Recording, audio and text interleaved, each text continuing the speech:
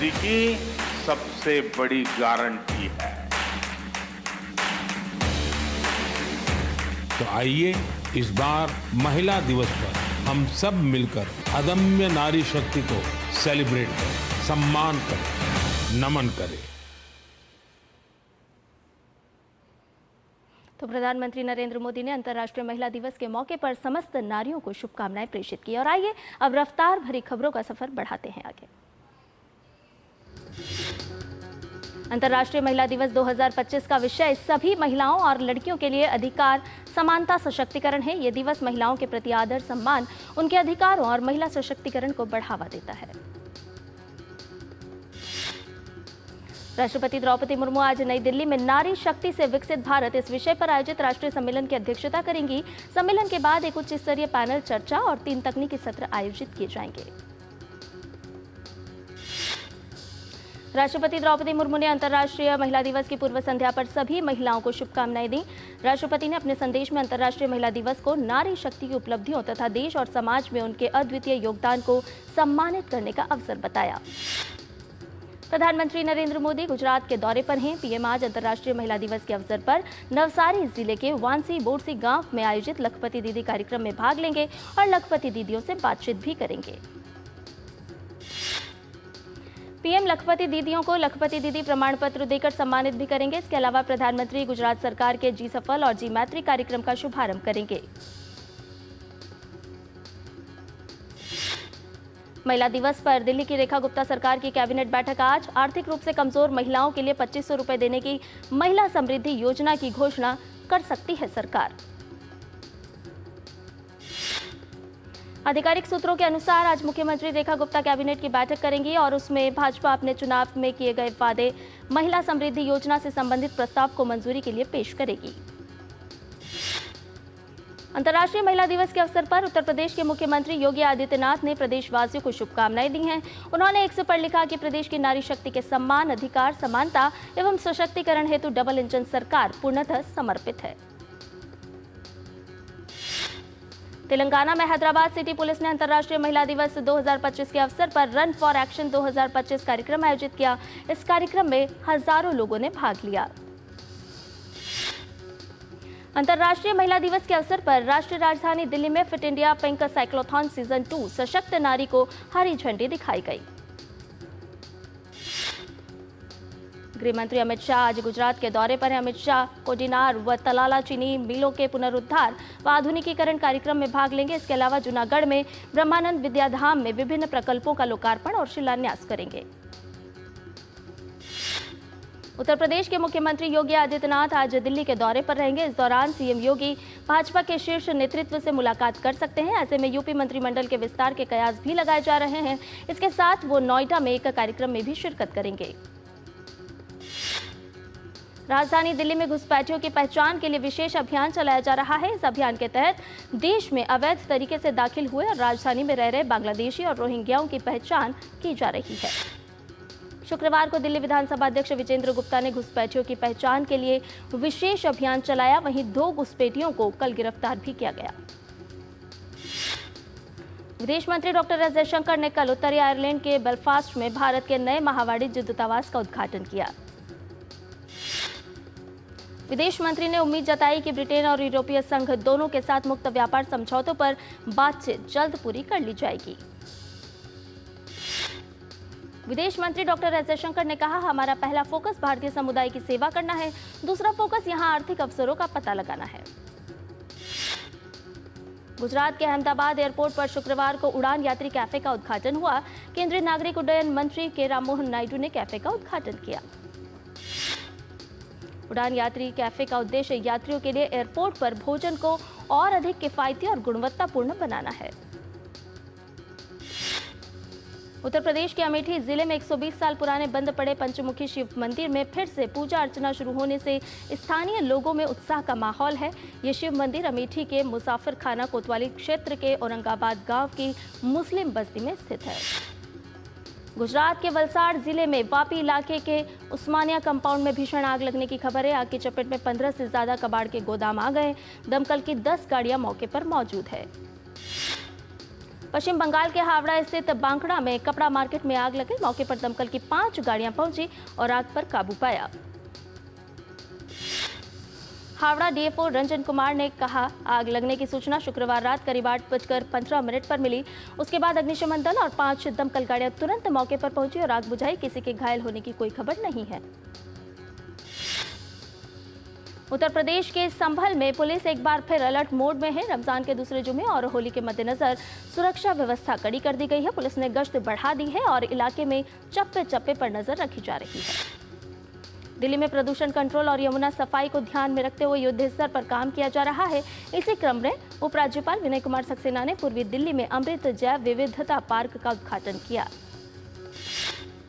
अमृत जैव विविधता पार्क यमुना नदी के पूर्वी तट पर 90 हेक्टेयर से अधिक क्षेत्र में फैला हुआ है। डीडीए ने इस पार्क में विभिन्न प्रजातियों के लगभग 14,500 पेड़, 18,000 झाड़ियां और लगभग 3.21 लाख रिवराइन ग्रास लगाई हैं। कर्नाटक के मुख्यमंत्री सिद्धारमैया ने कल विधानसभा में बजट पेश किया। बजट पेश करने के बाद से ही भाजपा लगातार कांग्रेस सरकार पर हमलावर है। भाजपा ने इस बजट को जुमले वाला और सच्चाई से दूर करार दिया। उत्तर प्रदेश का आकांक्षी जिला सिद्धार्थनगर टीबी मुक्त भारत अभियान का रोल मॉडल बन गया है। जिले के करीब 1200 ग्राम पंचायतों में से 216 ग्राम पंचायत टीबी मुक्त हो चुके हैं। दिल्ली भाजपा अध्यक्ष वीरेंद्र सचदेवा ने कहा, अरविंद केजरीवाल द्वारा लगाए गए आरोप बेबुनियाद हैं।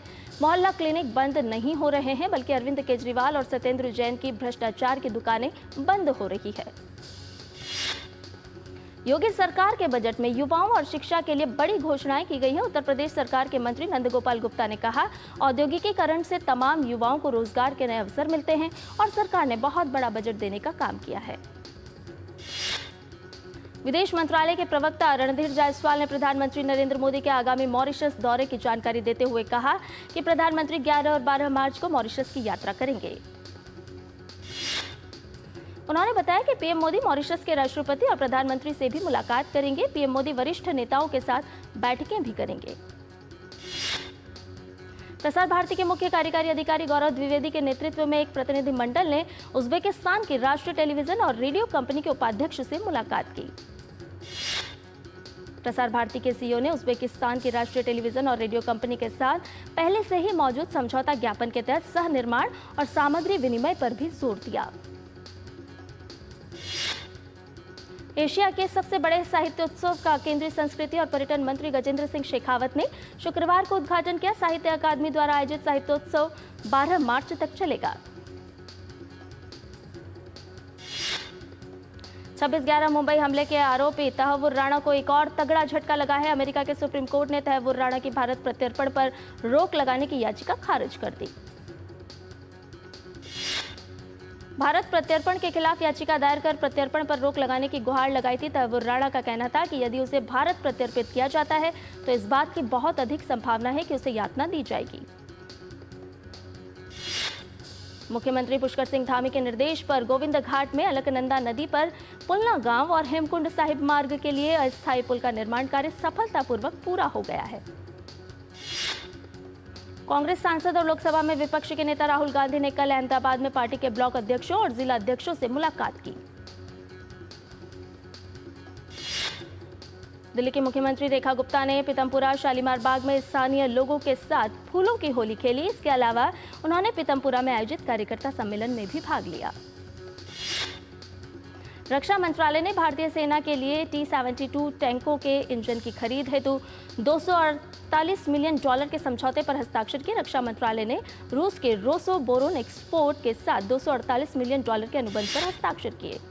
नागालैंड के मुख्यमंत्री डॉक्टर नेफ्यू रियो ने 6 मार्च को 14वीं विधानसभा के छठे सत्र के दौरान 2025-26 का बजट पेश किया। रमजान के महीने के पहले शुक्रवार के मौके पर हजरत निजामुद्दीन दरगाह को रंग बिरंगी लाइटों से सजाया गया। बाजार में भारी भीड़ देखने को मिली। वहीं जामा मस्जिद और आसपास के इलाके को रंग बिरंगी लाइटों से सजाया गया है। वहीं बाजार में खाने पीने वालों की भारी भीड़ तो शॉपिंग करने वालों की भी कोई कमी नहीं है। जामा मस्जिद के आसपास के बाजारों की चमक देखते ही बनती है। बाजारों में इफ्तारी के बाद से घूमने फिरने वालों और खरीदारों की भीड़ से रौनक है। पेट्रोलियम और प्राकृतिक गैस मंत्री हरदीप सिंह पुरी ने कहा कि उनका मंत्रालय रिलायंस इंडस्ट्रीज और उसके भागीदारों से $2.81 अरब की मांग को हासिल करने की अंत तक कोशिश करेगा। मंत्री हरदीप सिंह पुरी ने कहा कि एक ब्लॉक से दूसरे ब्लॉक में जाने के विवाद पर अदालत के फैसले से सरकार के अधिकार स्पष्ट रूप से साबित होते हैं। भारतीय स्टेट बैंक ने की महिला उद्यमियों के लिए कम ब्याज दर के साथ बिना गारंटी वाले ऋण की पेशकश। एसबीआई ने अंतर्राष्ट्रीय महिला दिवस की पूर्व संध्या पर अस्मिता नाम से उत्पाद पेश किया। इसका मकसद महिलाओं को कम ब्याज दर वाले वित्त पोषण विकल्प देना है। केंद्रीय खाद्य मंत्रालय ने सहकारी चीनी मिलों को अपने गन्ना आधारित एथेनॉल संयंत्रों को विविध कच्चा माल सुविधाओं में बदलने की मदद करने के लिए बनाई संशोधित एथेनॉल ब्याज सहायता योजना। और बुलेटिन में फिलहाल रुकने एक छोटे से ब्रेक के लिए जल्द हाजिर होंगे। Under the Honorable PM's leadership, an unprecedented push to yoga has been given. Today, yoga is playing a significant role in enhancing health and wellness across the world. PM Yoga Awards are given in recognition to outstanding contributions by individuals and organizations to the field of yoga. These awards carry a trophy, certificate and a prize of 25 lakh rupees. Hurry! Send your entries through MyGov platform before 31st March. Visit Ministry of Ayush website or MyGov platform for more details. मेरी पसंद, मेरी पसंद, मेरी पसंद, मेरी पसंद, हमारी पसंद, हम सबकी पसंद। मजबूत देश का मजबूत सरिया हो गया स्टील। और ब्रेक के बाद एक्सप्रेस 100 में आपका एक बार फिर से स्वागत है। सरकार की इस पहल के तहत 1 साल के स्थगन अवधि सहित 5 साल के लिए 6% सालाना या बैंक ब्याज दर का 50% जो भी कम हो ब्याज सब्सिडी प्रदान की जाएगी। टूटे चावल का भंडार फरवरी में रिकॉर्ड ऊंचाई पर पहुंच गया, जो लक्ष्य से 9 गुना अधिक है। वहीं पीली मटर के निःशुल्क आयात की अवधि 31 मई तक बढ़ा दी गई है। इंडिया इलेक्ट्रॉनिक्स एवं सेमीकंडक्टर एसोसिएशन के अनुसार इलेक्ट्रॉनिक चिप निर्माण में बढ़ावा देने से भारतीय सेमीकंडक्टर उद्योग का आकार 2030 तक बढ़कर $40 अरब होने की संभावना। आईईएसए की रिपोर्ट के अनुसार भारत को 2026-27 तक होगी मूल्य श्रृंखला में करीब 15 लाख कुशल और 50 लाख अर्धकुशल श्रमिकों की जरूरत। जेएमआर एयरपोर्ट्स लिमिटेड ने जर्मनी की फ्रापोर्ट से 10% शेयरधारिता का अधिग्रहण पूरा करने के बाद दिल्ली हवाई अड्डे का संचालन करने वाली कंपनी डायल में अपनी हिस्सेदारी बढ़ाकर 74% की। पतंजलि की ओर से नागपुर में स्थापित Patanjali mega food and herbal park में संतरा प्रोसेसिंग का एशिया का सबसे बड़ा प्लांट होगा।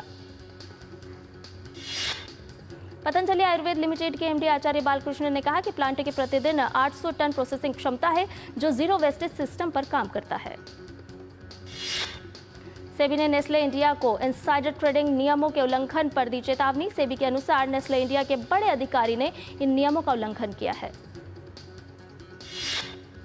वहीं नेस्ले इंडिया ने बताया कि चेतावनी का उनके बिजनेस पर कोई असर नहीं पड़ा। कंपनी की रेगुलर और फाइनेंशियल एक्टिविटीज सामान्य तरीके से ऑपरेट हो रही है। भारतीय एग्जिम बैंक ने कहा कि सीमा शुल्क की दरों पर अमेरिका के बदले रुख से अमेरिका को किए जाने वाले भारतीय निर्यात पर पड़ सकता है असर। देश का विदेशी मुद्रा भंडार 28 फरवरी वाले सप्ताह में $1.78 अरब घटकर $638.69 अरब हुआ। वहीं भारतीय स्वर्ण भंडार भी $1.30 अरब घटकर $73.2 अरब का हुआ। All India consumer products distribution federation ने क्विक कॉमर्स कंपनियों जैसे जोमेटो के स्वामित्व वाली ब्लिंकिट, स्विगी और जेप्टो के खिलाफ प्रतिस्पर्धी विरोधी प्रैक्टिस को बढ़ावा देने का आरोप लगाया। अमेरिका के राष्ट्रपति डोनाल्ड ट्रंप ने कहा कि वे रूस पर नए प्रतिबंध और टैरिफ लागू करने पर गंभीरता से विचार कर रहे हैं। हाल ही में रूस ने यूक्रेन पर मिसाइलों और ड्रोन से हमला किया था। ट्रंप ने ट्रुथ सोशल पर लिखा कि रूस युद्ध क्षेत्र में यूक्रेन पर जमकर प्रहार कर रहा है और इस तथ्य के आधार पर वे बड़े स्तर पर रूस पर बैंकिंग प्रतिबंध और टैरिफ लागू कर गंभीर विचार कर रहे हैं। ट्रंप ने कहा कि इससे पहले कि बहुत देर हो जाए, रूस और यूक्रेन बातचीत के लिए एक टेबल पर आ जाएं। अमेरिकी राष्ट्रपति डोनाल्ड ट्रंप की सरकार ने यहूदी छात्रों के लगातार उत्पीड़न के मामले में निष्क्रियता बरतने के कारण कोलंबिया विश्वविद्यालय को दिए जाने वाले $40 करोड़ के अनुदान और अनुबंध को किया रद्द। ग्रीस की क्यारिकोस मित्सोताकिस की सरकार के खिलाफ आया अविश्वास प्रस्ताव गिर गया। 2023 में हुई एक घातक रेल दुर्घटना पर ग्रीस की सरकार के खिलाफ अविश्वास प्रस्ताव लाया गया था। विपक्ष ने प्रधानमंत्री मित्सोताकिस की सरकार पर दुर्घटना की जिम्मेदारी से बचने, रेलवे में महत्वपूर्ण खामियों को दूर करने में विफल रहने तथा उन साक्ष्यों को छिपाने का आरोप लगाया था। ऑस्ट्रेलिया के तट से टकराने वाला चक्रवाती तूफान एल्फ्रेड कमजोर पड़ गया है। यह तूफान ऑस्ट्रेलिया के दक्षिणी पूर्वी तट से टकराने वाला था। तूफान के कमजोर होने के बाद इस क्षेत्र के लाखों निवासियों के लिए राहत की बात बनकर आई है। तूफान के मद्देनजर हजारों लोगों को सुरक्षित स्थान पर पहुंचा दिया गया था। तूफान के कारण लगभग बिजली के तार गिरने के कारण 25 लाख लोगों को बत्ती गुल का सामना करना पड़ा। अब तक किसी की मौत की सूचना नहीं है, लेकिन अधिकारियों ने निवासियों से घर के अंदर रहने का आग्रह किया है। इजरायल हिजबुल्लाह युद्ध के बाद लेबनान के पुनर्निर्माण को लेकर विश्व बैंक ने जारी की रिपोर्ट, जिसके अनुसार लेबनान के पुनर्निर्माण और पुनर्प्राप्ति की लागत $11 बिलियन के आसपास होने का है अनुमान। विश्व बैंक की इस रिपोर्ट में 8 अक्टूबर 2023 से लेकर 20 दिसंबर 2024 तक देश भर के 10 क्षेत्रों में हुए नुकसान का आकलन किया गया है। चैंपियंस ट्रॉफी फाइनल में मैट हेनरी के खेलने पर संशय बना हुआ है। हेनरी को लाहौर में दक्षिण अफ्रीका के खिलाफ खेले गए सेमीफाइनल के दौरान कंधे में चोट लग गई थी। भारत के प्रणव वेंकटेश ने विश्व जूनियर शतरंज चैंपियनशिप जीत ली है। प्रणव ने 7 जीत और 4 ड्रॉ के साथ संभावित 11 में से 9 अंक हासिल किए। भारतीय बैडमिंटन खिलाड़ी आयुष शेट्टी ने ऑर्लियंस मास्टर्स के सेमीफाइनल में जगह बना ली है। आयुष ने क्वार्टर फाइनल में डेनमार्क के रास्मस गेमके को हराया। विमेंस प्रीमियर लीग में कल खेले गए मुकाबले में गुजरात जॉइंट्स ने दिल्ली कैपिटल्स को 5 विकेट से हरा दिया। एक रोमांचक मुकाबले में गुजरात ने 3 गेंद शेष रहते जीत दर्ज की। दिल्ली कैपिटल्स ने पहले बल्लेबाजी करते हुए 5 विकेट पर 177 रन बनाए थे। हार के बावजूद दिल्ली की टीम अंक तालिका में शीर्ष पर है। विमेंस प्रीमियर लीग में आज रॉयल चैलेंजर्स बेंगलुरु का सामना यूपी वॉरियर्स से होगा। आरसीबी के लिए ये करो या मरो का मुकाबला है। वहीं यूपी की टीम खिताब की दौड़ से बाहर हो चुकी है। आरसीबी की टीम 6 दिन के ब्रेक के बाद खेल रही है और उसे प्रतियोगिता में बने रहने के लिए अगले 2 मैच जीतने की जरूरत है। यूपी वॉरियर्स की टीम अंक तालिका में सबसे नीचे है और खिताब की दौड़ से बाहर हो चुकी है। न्यूजीलैंड महिला क्रिकेट टीम ने श्रीलंका को सीरीज के दूसरे वनडे में 78 रन से हरा दिया। हैदराबाद में खेलों से जुड़े 2 दिवसीय उच्च स्तरीय चिंतन शिविर की शुरुआत हुई। शीर्ष वरीयता प्राप्त अलेक्जेंडर ज़्वेरेव को इंडियन वेल्स ओपन के दूसरे दौर में हार का सामना करना पड़ा। 2 बार के विजेता टाइगर वुड्स अगले हफ्ते होने वाली प्लेयर्स चैंपियनशिप में हिस्सा नहीं लेंगे। जयपुर में आज से शुरू होगा इंटरनेशनल इंडियन फिल्म अकादमी अवार्ड्स। ये अवार्ड साउथ एशियन फिल्म दुनिया का एक महत्वपूर्ण अवार्ड है, जिसे इस साल 25 साल पूरे होंगे। फिल्म आंखों की गुस्ताखियों की शूटिंग हुई शुरू। संजय कपूर की बेटी शनाया कपूर करने वाली है इस फिल्म से अपना एक्टिंग डेब्यू। फिल्म इन गलियों में का ट्रेलर हुआ जारी। फिल्म इसी महीने 14 मार्च को सिनेमाघरों में होगी रिलीज। अभिनेत्री वैजयंतीमाला के निधन की झूठी खबरों पर उनके बेटे सुचित्रा बाली ने दी प्रतिक्रिया। कहा उनकी मां की सेहत एकदम दुरुस्त है, साथ ही अफवाहें ना फैलाने का भी किया आग्रह। कर्नाटक के सीएम सिद्धारमैया ने राज्य में फिल्मों के टिकट के दाम 200 रुपए करने का किया ऐलान। अभिनेत्री राधिका आप्टे फिल्म कोटिया से निर्देशन में करने जा रही हैं अपना डेब्यू। अक्षय कुमार और कटरीना कैफ की रोमांटिक ड्रामा फिल्म नमस्ते लंदन 14 मार्च को सिनेमाघरों में री रिलीज होगी। कन्नड़ अभिनेत्री रान्या राव गोल्ड स्मगलिंग मामले में हुई गिरफ्तार।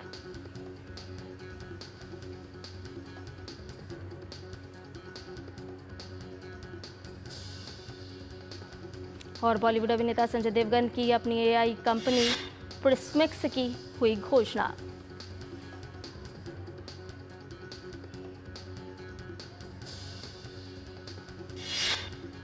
आज अंतर्राष्ट्रीय महिला दिवस के मौके पर आलिया भट्ट की फिल्म हाईवे सिनेमाघरों में फिर से होगी रिलीज। अभिनेता आमिर खान को उनके 60वें जन्मदिन के अवसर पर भारतीय सिनेमा में उनके उल्लेखनीय योगदान के लिए एक स्पेशल फिल्म फेस्टिवल में किया जाएगा सम्मानित। धनुष की आगामी निर्देशित और अभिनीत फिल्म इडली कढ़ाई की रिलीज डेट में बदलाव।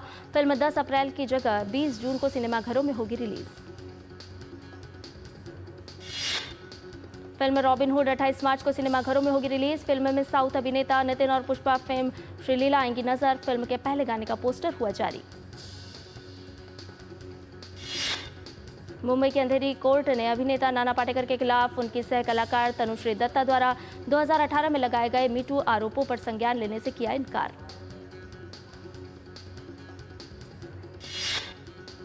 और एक्सप्रेस न्यूज में फिलहाल इतना ही। मुझे दीजिए इजाजत, लेकिन डीडी न्यूज पर खबरों का सिलसिला लगातार जारी है। नमस्कार।